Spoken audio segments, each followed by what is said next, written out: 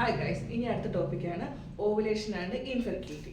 അപ്പം ഇപ്പം നമ്മൾ പൊതുവായി കണ്ടുവരുന്ന ഒരു കാര്യമാണ് ഇൻഫെർട്ടിലിറ്റി എന്ന് പറഞ്ഞ കാര്യം. അപ്പം ഓൾറെഡി എല്ലാവരുടെയും ഒരു ഡൗട്ടാണ്, നമ്മൾ എപ്പോൾ ബന്ധപ്പെടണം, എങ്ങനെ ചെയ്യണം, എന്തുകൊണ്ട് നമുക്കാവുന്നില്ല.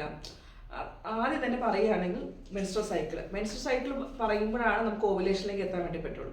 ഇപ്പം ഒരു 28 ദിവസം കൂടി പീരീഡ്സ് ആവുന്ന ഒരു വ്യക്തിക്കാണെങ്കിൽ 14ാമത്തെ പക്കമായിരിക്കും ഓവുലേഷൻ നടക്കുന്നത്. അപ്പം അത് 28 ദിവസത്തെ സൈക്കിൾ. ഇപ്പം 30 ദിവസത്തെ സൈക്കിളാണെങ്കിൽ എന്ത് പറ്റും, അതിൽ ചേഞ്ച് പറ്റും. കറക്റ്റ് നമ്മൾ ഈ പറഞ്ഞ 14 എന്നുള്ള രീതിയിലല്ല വരുന്നത്. നമ്മുടെ പീരീഡ്സ് ആവാൻ എക്സ്പെക്റ്റഡ് ഡേറ്റ്, അതായത് നമ്മൾ 30ാമത്തെ പക്കമാണല്ലോ പീരീഡ്സ് ആവുന്നത്, അതിൻ്റെ അവിടെ നിന്ന് 14 ദിവസം ബാക്കിലേക്കാണ് നമ്മൾ എണ്ണേണ്ടത്.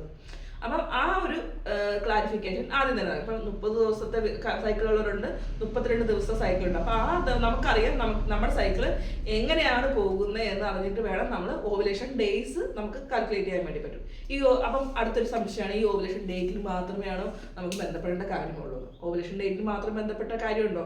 അതായത് ഒരു ഓവുലേഷൻ നടക്കുമ്പോൾ, അതായത് പുരുഷനെ സംബന്ധിച്ചിടത്തോളം പുരുഷന്റെ സ്പേം എപ്പോഴും ആക്റ്റീവായിരിക്കും.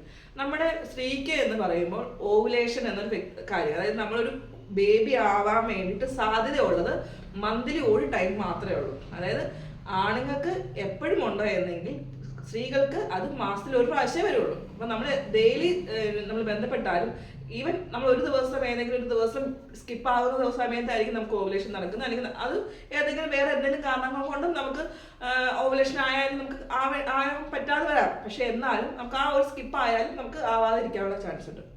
അപ്പം അതുകൊണ്ട് നമ്മൾ ആദ്യം മനസ്സിലാക്കേണ്ടത്, നമുക്ക് സ്ത്രീകളെ സംബന്ധിച്ചിടത്തോളം ഒരു ദിവസമാണ് പ്രഗ്നൻസി സാധ്യതയുള്ള ദിവസം. അപ്പം ആ ദിവസം എന്ന് പറയുമ്പോൾ ചിലപ്പോൾ ആ ഓവുലേഷൻ നടക്കുന്ന എത്ര നേരത്തേക്കും നമ്മുടെ ഇതിലേക്ക് പോകും, 12 to 24 hours ആണ് ആ ഓവം പൊട്ടി നമ്മുടെ യൂട്രസിൽ എലൈവായിട്ട്, അതായത് നമ്മൾക്ക് അതൊന്ന് ആക്റ്റീവായിട്ട് നിൽക്കത്തുള്ളൂ. ആ സമയത്തിനുള്ളിൽ ആക്റ്റീവായുള്ള സ്പേം ഓവത്തെ കണ്ടുമുട്ടിയാൽ മാത്രമാണ് പ്രഗ്നൻസിക്ക് സാധ്യതയുള്ളൂ. ഇനി സ്പേമിന്റെ കാര്യം തന്നെ പറയാം. സ്പേമിന്റെ കാര്യം, സ്പേം സംബന്ധിച്ചിടത്തോളം 40 to 72 hours നമ്മുടെ യൂട്രസിൽ എലൈവായിട്ട് നിൽക്കും. അപ്പം ആക്റ്റീവായിട്ട് നിൽക്കും എന്നാണ് ഞാൻ ഉദ്ദേശിച്ചത്. അപ്പം അത് ഓരോ സാധ്യത,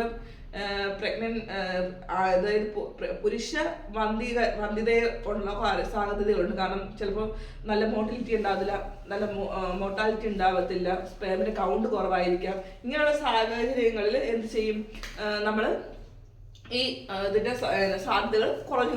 അപ്പം ആദ്യം നമ്മൾ ചെയ്യേണ്ടതെന്ന് പറഞ്ഞാൽ, ഒരു ഇൻഫെർട്ടിലിറ്റി ആണ് എന്ന് നമുക്ക് ഈ ഒരു 6 മാസം 7 മാസം നമ്മൾ ഒരുമിച്ച് ഹസ്ബൻഡ് ആൻഡ് വൈഫ് ഒരുമിച്ച് ജീവിച്ച് തുടങ്ങിയിട്ടും നമ്മൾ കൺസീവ് ആകുന്നില്ല എന്നൊരു കാര്യം വരികയാണെങ്കിൽ നമ്മൾ എന്ത് ചെയ്യണം, ഉടനെ തന്നെ ഒരു ഗൈനക്കോളജിസ്റ്റിനെ കൺസൾട്ട് ചെയ്യുമ്പോൾ ഫസ്റ്റ് നോക്കേണ്ട കാര്യം എന്ന് പറഞ്ഞു കഴിഞ്ഞാൽ, സ്ത്രീകളുടെ റുട്ടീൻ ഇവാലുവേഷൻ നടത്തുന്നതിന് മുമ്പ് തന്നെ പുരുഷന്റെ സ്പേം കൗണ്ടും നമ്മൾ ടെസ്റ്റ് ചെയ്യണം. എന്നിട്ട് വേണം നമ്മൾ ട്രീറ്റ്മെന്റിലേക്ക് സ്റ്റാർട്ട് ചെയ്യാൻ വേണ്ടിയിട്ട്. അപ്പം നമ്മളിതൊരു ഇപ്പം ഈ ഒരു കാര്യം നമ്മളിപ്പം എല്ലാവരെയും ഉൾപ്പെടുത്തണ്ട. അതായത് ഇപ്പം ചില കാര്യങ്ങൾ നമ്മൾ ചിലപ്പോൾ നമ്മൾ എല്ലാവരുമായിട്ട് ഷെയർ ചെയ്യുമ്പം നമുക്ക് ഈ പറഞ്ഞ ചില ബുദ്ധിമുട്ടുകളുണ്ടാവും. അപ്പം നമ്മളിപ്പം ഹസ്ബൻഡ് ആൻഡ് വൈഫ് മാത്രം നിങ്ങളുടെ ബെഡ്റൂമിൽ നിങ്ങളുടെ പേഴ്സണൽ അവേഴ്സിൽ മാത്രം ഷെയർ ചെയ്ത് നിങ്ങൾ അതിന് വേണ്ടിയുള്ള സൊല്യൂഷൻ കണ്ടെത്തുക. കാരണം നമ്മുടെ ലൈഫിലേക്ക് ഒരുപാട് പേരെ കൊണ്ടുവരുമ്പോൾ ചിലപ്പോൾ ഇതിനുള്ള കാര്യങ്ങൾക്ക് ഒത്തിരി ബുദ്ധിമുട്ടുകളുണ്ടാവും, ഒത്തിരി പ്രശ്നങ്ങളുണ്ടാവും, നമുക്കത് സോർട്ട് ഔട്ട് ചെയ്യാൻ വേണ്ടി പറ്റാതെ വരും. അപ്പം അതുകൊണ്ട് തന്നെ നിങ്ങൾ ഒരുമിച്ച് ജീവിച്ചു തുടങ്ങിയൊരു ജീവിതമാണ്. അതിനകത്ത് പ്രശ്നങ്ങൾ എങ്ങനെ സോൾവ് ചെയ്യാന്നുള്ളത് നിങ്ങൾ തന്നെ കണ്ടെത്തേണ്ടതാണ്. അപ്പം ഈ ഒരു കാര്യവും നമ്മൾ ഒരുമിച്ച് കൊണ്ടുപോകുക തന്നെ ചെയ്യുക എന്ന് വിചാരിക്കുക.